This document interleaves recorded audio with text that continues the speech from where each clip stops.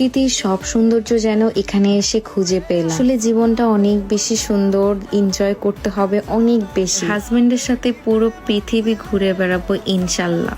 Hello, আসসালামু আলাইকুম everyone. চলে আসলাম আমার সেই ট্যুরের ব্লগ নিয়ে। আমি আর সীমান্ত দুজনেই হচ্ছে সেম আউটফিট কিনেছিলাম এন্ড এটা পরেই হচ্ছে আজকে আমরা ট্যুরে যাব। এন্ড টি শার্টের সাথে ম্যাচিং করে এই ক্যাপটাও আমি কিনেছিলাম। আপনারা অনেকেই জিজ্ঞেস করেছেন যে আমি এই আউটফিট গুলো কোথা থেকে নিয়েছি। এগুলো সব হচ্ছে আমি জাপান থেকে কিনেছি। আর অবশ্যই কমেন্ট করে জানাবেন যে আমাদের দুজনকে কেমন লাগছে। আমরা যাচ্ছিলাম 3 দিনের ট্যুরে। আমার একটা লাগেজ, সীমান্তর লাগেজ, আর এটা হচ্ছে জুতোর ব্যাগ আর স্ট্যান্ড নিয়েছি। তো আমরা বাসা থেকে বের হয়ে গিয়েছি। রাতের বেলায় আমি শাওয়ার নিয়ে নিয়েছিলাম আর দুজনকে অনেক বেশি ফ্রেশ লাগছে দেখতে। জাপানের মধ্যে নাগানো আরেকটি শহর, সেখানে হচ্ছে আমরা আজকে ঘুরতে যাচ্ছি। গাড়িতে যেতে যেতে হচ্ছে আমরা ট্যুরের ফিল নিচ্ছিলাম, অনেক বেশি ভালো লাগছিল।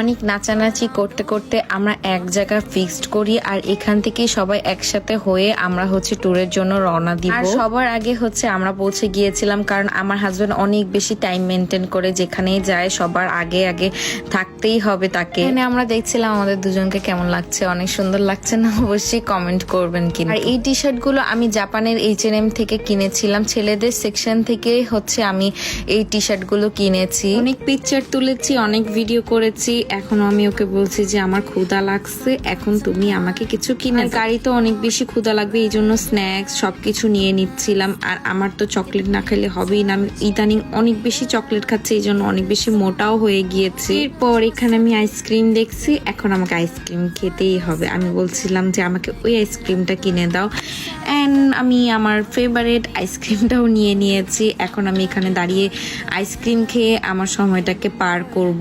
এক এক করে ওর সব ফ্রেন্ডসরা চলে এসেছে, মেনলি ওর ফ্রেন্ডসরা এন্ড ওর ফ্রেন্ডের ওয়াইফরা মিলেই হচ্ছে আমরা ট্যুর প্ল্যান করেছি। এখানে আমরা সবাই আছি, এখন আমরা এখান থেকেই রওনা দিব। দুটো গাড়ি নিয়ে ট্যুরে গিয়েছি, কারণ আমরা ছিলাম 9 জন, আর 9 জনের তো হচ্ছে একটা প্রাইভেট কারে কখনোই পসিবল না। যে আরেকটা গাড়ি এন্ড এটা হচ্ছে আরেকটা গাড়ি, মানে আমরা যে গাড়িতে বসছিলাম এটা হচ্ছে সীমান্তর গাড়ি। এন্ড আমরা এখন ট্যুরের জন্য রওনা হচ্ছি একসাথে।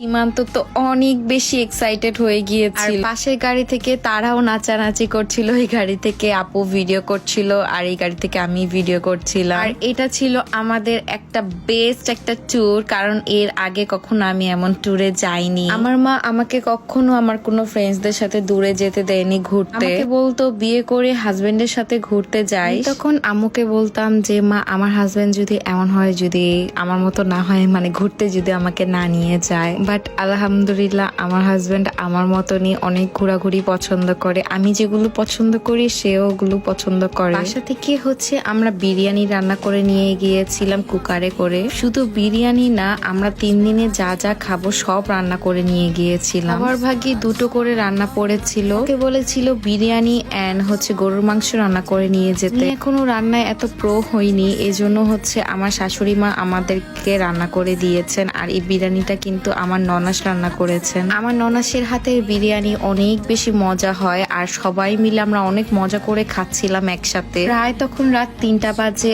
এন্ড খাওয়া দাওয়া করছিলাম আমরা এরকম একটা খালি জায়গায় বসে, আর এখানে খেতে অনেক বেশি মজা লাগছিল। এরপর ওয়াশরুমে যে একটু নিজেকে দেখছিলাম, আর আমি পুরো রাস্তা ঘুমাতে ঘুমাতে এসেছি। সীমান্ত পুরো রাস্তা গাড়ি চালিয়েছে। খাওয়া দাওয়ার পর এতটাই টায়ার্ড হয়ে গেছে, এই যে আমাদের ড্রাইভার সাহেব হচ্ছে আমার টুপি মাথায় দিয়ে ঘুমাই গেছে। কাশি না, আমি একটু কুতু কুতু দিলে উঠে যাবে। খাওয়ার পর অনেক বেশি টায়ার্ড হয়ে গিয়েছিলাম, আমরা রাস্তার মধ্যে হচ্ছে একটু ঘুমিয়ে নিয়েছিলাম। আমি এক ঘুমে উঠে দেখি যে সকাল হয়ে গিয়েছে, আর বাহিরে এত সুন্দর ওয়েদার, আর রাস্তায় অনেক বৃষ্টি পড়ছিল। এত দূর জার্নি করে এসে যখন এই প্রকৃতির ভিউটা দেখতে পেয়েছি না, আসলে মনটা একদম ঠান্ডা হয়ে গিয়েছে। জাপানে যারা থাকেন তারা অবশ্যই জানেন যে জাপানে অনেক বেশি গরম পড়েছে, বাট সেখানে যখন আমরা গিয়েছি এত ঠান্ডা লাগছিল, মনে হচ্ছিল যে প্রকৃতির সাথে একদম মিশে গিয়েছি। খালি চোখে যখন এরকম একটা দৃশ্য প্রথমবার দেখেছি না, একদম মনটা ভরে গিয়েছে। যেতে যেতেই হচ্ছে এই স্পটটা পড়েছিল, তখন হচ্ছে আমরা এই স্পটে নেমে কিছু ভিডিও করে নিয়েছি, ছবি তুলে নিয়েছি। যে তারা 6 বন্ধু মিলে গিয়েছিল। এখানে শুধু 3 জন ম্যারিড আর 3 জন ম্যারিড না। আর এখানে যে আমরা 3 কাপল ছিলাম, এখানে আমরা একটা ট্রানজিট ভিডিও বানিয়ে নিয়েছি।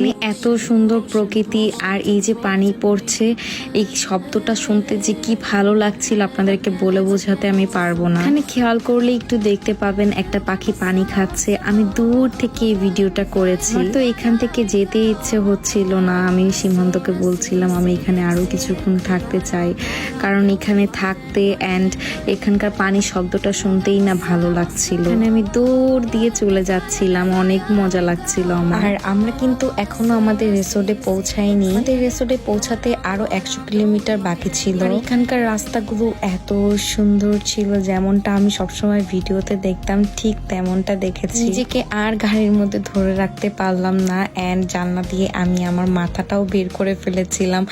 বাইরের ওয়েদারটা এত সুন্দর ছিল, এত রোমান্টিক ছিল। সেই সারাটা রাস্তা আমার হাতটা এইভাবেই ধরেছিল। এরপর আমরা আরেকটি স্পটে থামিয়েছি, এটা হচ্ছে প্রিন্স শপিং প্লাজা। ভিতরটা অনেক বেশি সুন্দর ছিল।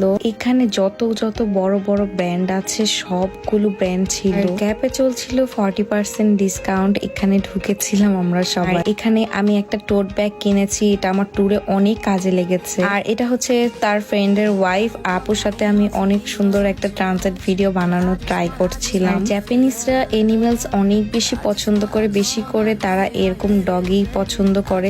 দেখেন কি কিউট, মাশাআল্লাহ বলবেন কিন্তু সবাই। আমার কাছে লাগে একদম পুতুলের মতো। এখান থেকে বের হয়ে এখন আমরা গাড়ি দিকে যাচ্ছি, আর কোনো থামাথামি নেই, একদম রিসোর্টে চলে যাব। ভিডিওতে রিসোর্ট এন্ড সবকিছু দেখানো হবে। আজকের ভিডিওটি এখানে শেষ করছি, আবার দেখা হচ্ছে নেক্সট ভিডিওতে। সবাইকে আল্লাহ হাফেজ, এন্ড অবশ্যই আমার পেজে একটা লাইক এন্ড ফলো করতে ভুলবেন না।